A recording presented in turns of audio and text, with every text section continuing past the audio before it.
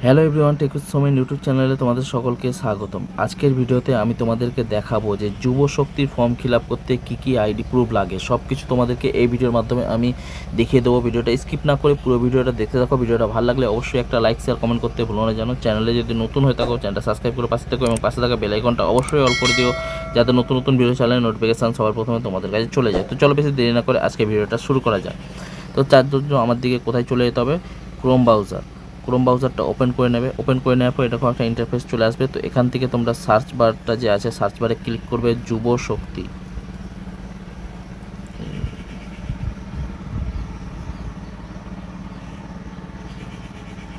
যুব শক্তি বলে সার্চ করে নেবে। সার্চ করার পর এরকম একটা ওয়েবসাইট খুলে চলে আসবে। তো প্রথম নম্বরে যেই ওয়েবসাইটটা আছে সেটা তোমরা ক্লিক করবে।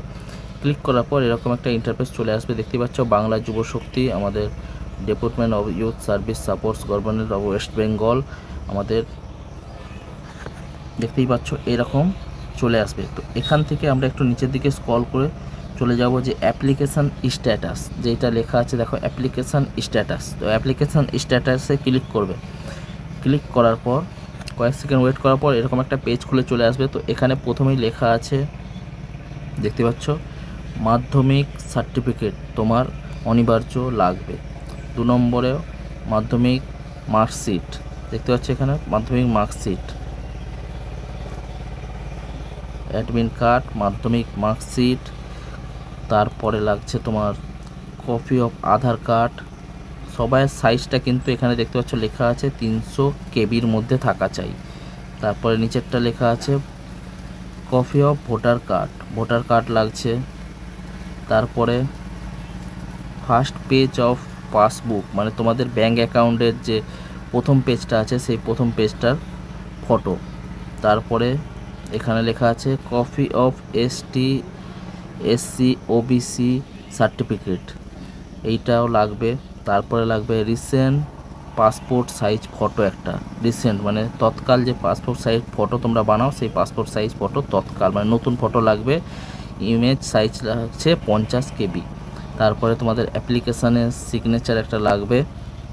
তারপরে লাগবে যেই ফোন নম্বরটা তোমাদের ভ্যালিড মানে চালু আছে সেই ফোন নম্বরটা, যেটা ব্যাংকের সঙ্গে লিঙ্ক করা আছে সেই ফোন নম্বরটা, কেন সেই ফোন নম্বরে তোমাদের একটা OTP যাবে। তো এই অ্যাপ্লিকেশান এই আইডিগুলো তোমাদের সব অনিবার্য লাগছে। এবং যুবসাথীর যে ফর্ম ফিল আপটা তোমাদের এই জুন মাসের লাস্ট উইক থেকে চালু হয়ে যাবে। আর চালু হয়ে যাওয়ার পরই তোমাদের যেগুলো যারা ফর্ম ফিল আপ করছো তাদের 1 থেকে 2 দিনের মধ্যে অবশ্যই পয়সা ঢুকে যাবে। যেরকম তোমরা দেখতে পেলে যে এখন অন্নপূর্ণা ভাণ্ডার চালু হয়ে গেছে। অন্নপূর্ণা ভাণ্ডারের ফর্ম যারা 1 তারিখে ফিল আপ করেছে তাদের 3 তারিখের মধ্যে পয়সা ঢুকে গেছে 3000 টাকা করে। এবার যাদের ঢুকেনি তাদের আস্তে আস্তে সবাইয়ের ঢুকতে চালু করবে।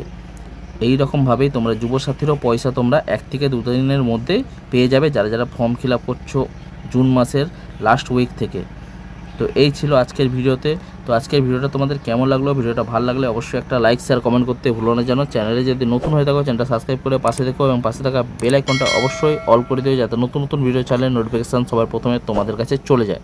আজকের মতো এখানে শেষ করছি ভিডিওটা। আবার দেখা হচ্ছে নতুন করে টপিক নিয়ে, নতুন করে ভিডিও নিয়ে। Tata, bye bye.